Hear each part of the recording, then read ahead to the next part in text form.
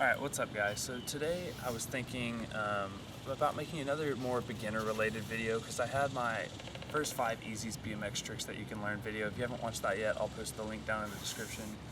But today I'm going to do the first 5 and just top 5 easiest BMX grinds that you can do on a bike. Okay, so first one starting off is pretty obvious. I think it's the easiest one all around. It's pretty much the main grind that most people learn first. It's a feeble. If you don't know what that is, it's your front tire on the ledge and your back peg on the ledge. So I'll do a quick example real quick.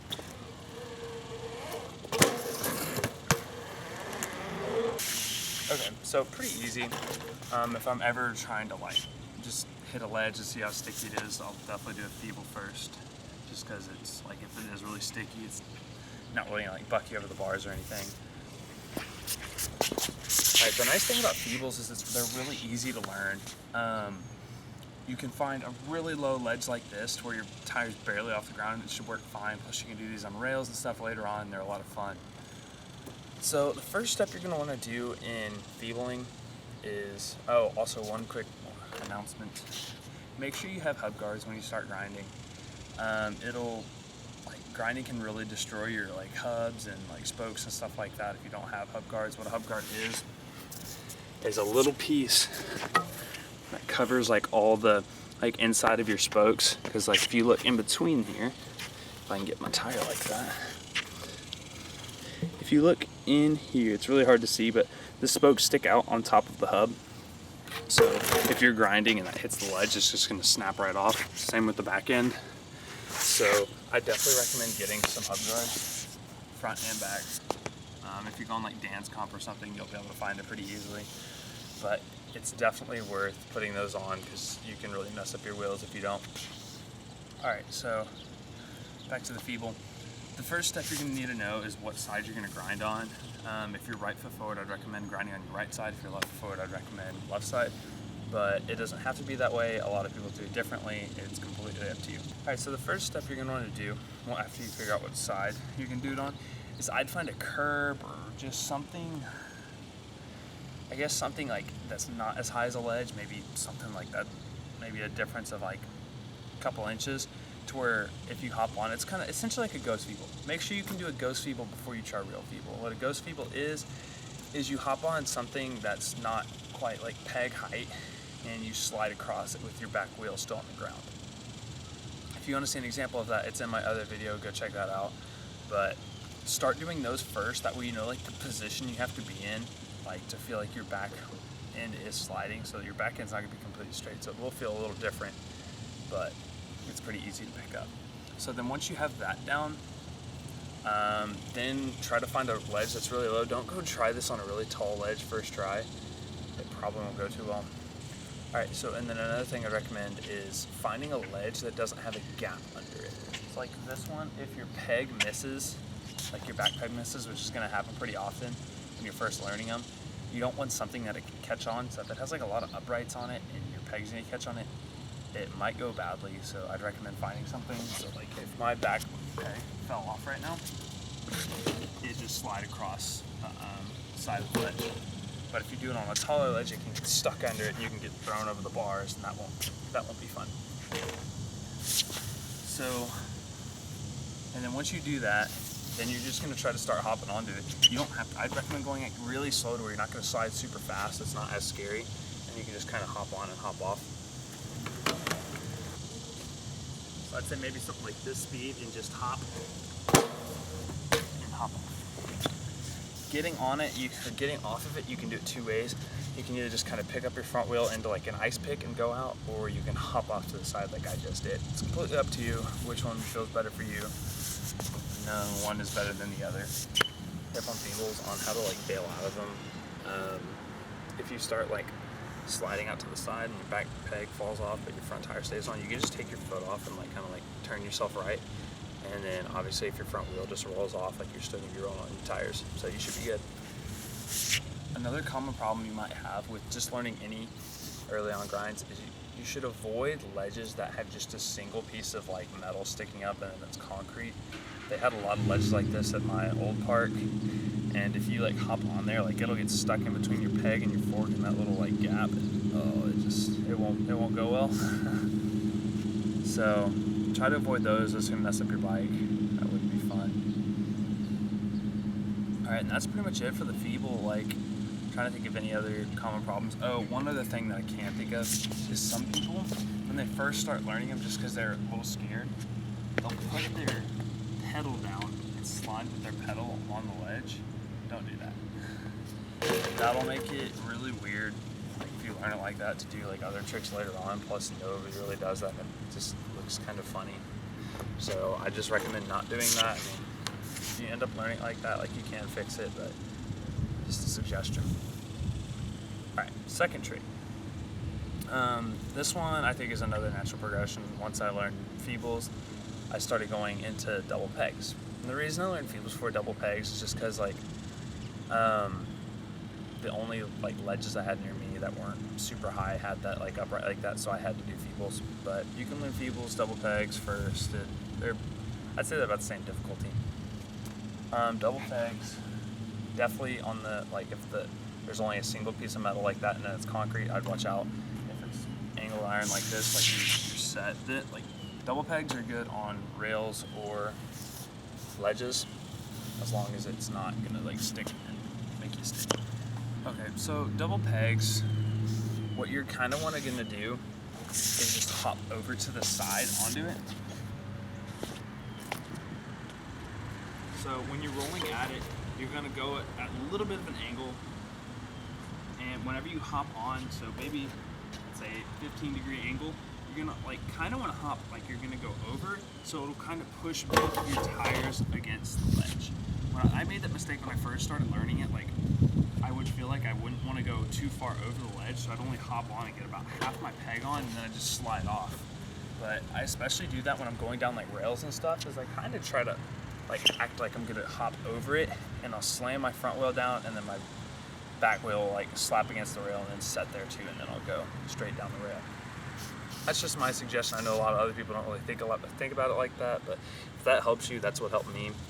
So you're gonna want to start trying this. You can even do this one standing still if you want to, whatever makes you more comfortable. I think that's what I did. I just started right next to it, and I just hop over, and it's just gonna stop. So, and then once it just stops, like you can just kind of like slide off or pull your feet off or whatever. All right, so once you can do it just kind of standing there, start doing it a little bit faster and faster. You want to make sure your ledge is waxed, because if your front peg ends up sticking, like you're gonna go over the bars, and that's not gonna be fun. So make sure your ledge is waxed, and then like once you learn on smaller ledges, definitely start moving it up in the height, and then move to rails. Another thing is, like when I first started learning like rails, like I was so scared to just like hop over, which is not really a big deal. Like I was a lot more scared to do that than I should have been. So if you're scared to do a rail, just go ahead and try it. If you can do a double peg on the ledge, you can do a double peg on the rail, and it's almost the exact same thing. If you go over, you're gonna have time, and you're gonna know when to hop over. So if you just have like a little flat rail that's the same height as the ledge, go for it. So the next trick I'm gonna teach you how to do is a Behringer. What a Behringer is your front tire's on the ground, and you kind of sling your back end up and put your back peg onto the ledge. I'll show you a quick example.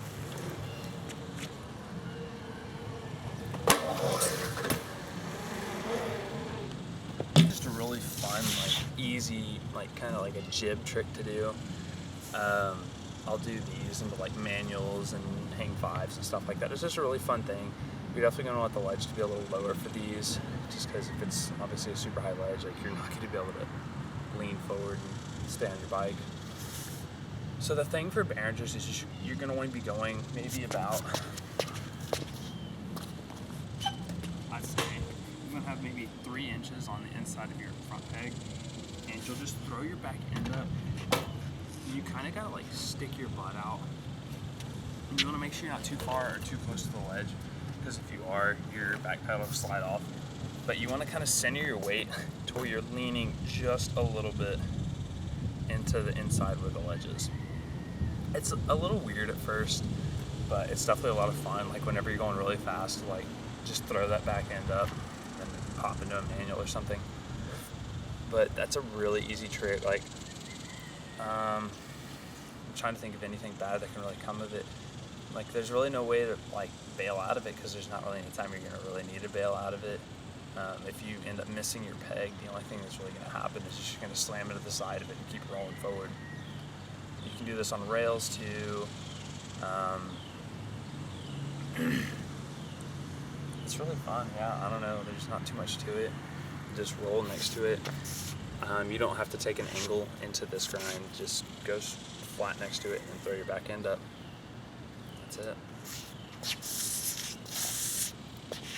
Alright, so the next one I'm going to teach you is a little more difficult, but will help you do other tricks further on.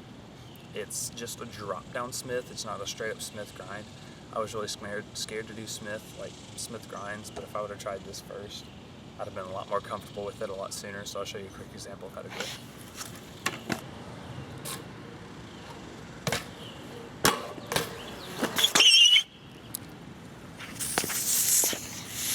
So what you're going to do is when you're rolling up to the ledge, you can hop onto it before it, and if it's a really short ledge, you can always like pop your front tire up and your back tire, so you don't have to do the hop, like have enough speed to do the hop all the way up.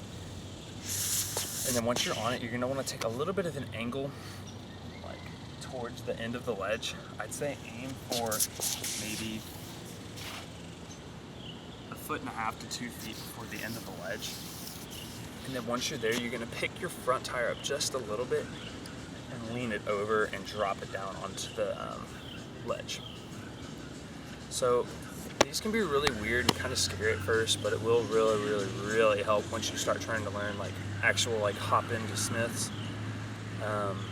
Those really messed with me for the longest time, and I really wish I'd have tried these sooner. Body position for a Smith is you're going to be really far like over your back end. Like if you look at almost anybody that does Smiths, like you'll see them and then their body position is just kind of like this. Like it's all their weight's over their back tire, because if you're like this over it and you're leaning forward like that, it's going to be really weird. One other thing is whenever you're starting the Smith, you're going to want to make sure your tires a little bit on the ledge. Like if you're doing it with your back tire right on like the ledge, like so, I'll show you.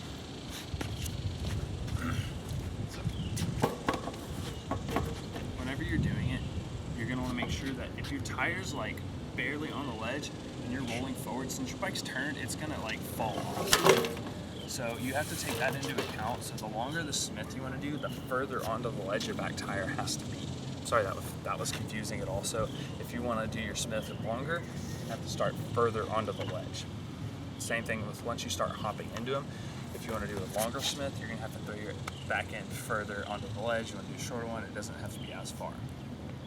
That's really important to consider if you want to like make them go a lot further than like other grinds.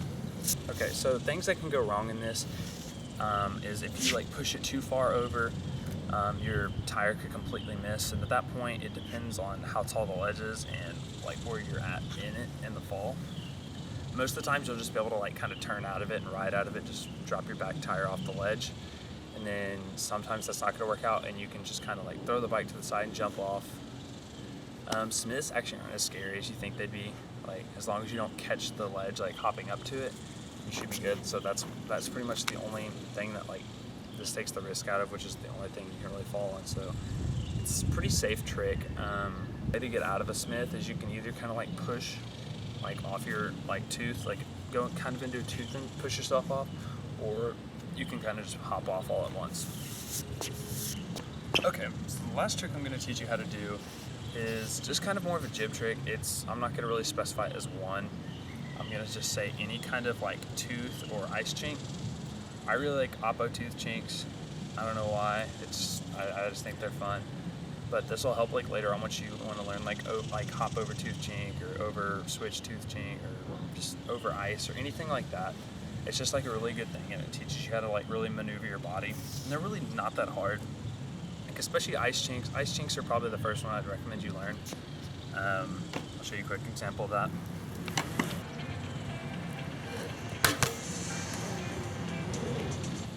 I thought somebody's calling me. There's just an alarm on my headset.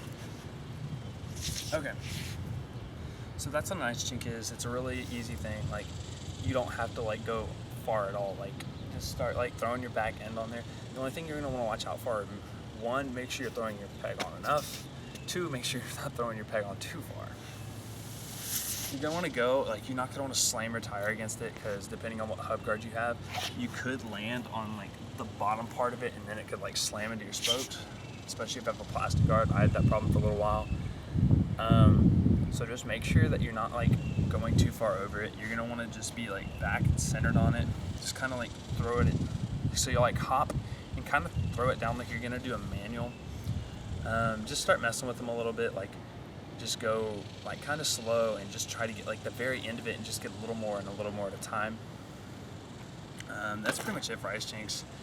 If you start going too far back, you can just kind of loop out of it like you would a manual and just kick the bike out from under you and run out of it with your bars and your hand still on the bars. And then one last thing, the oppo tooth or regular tooth, it doesn't really matter. I'm gonna show you an oppo tooth just because that's what I think is more comfortable. It'll be the other way though.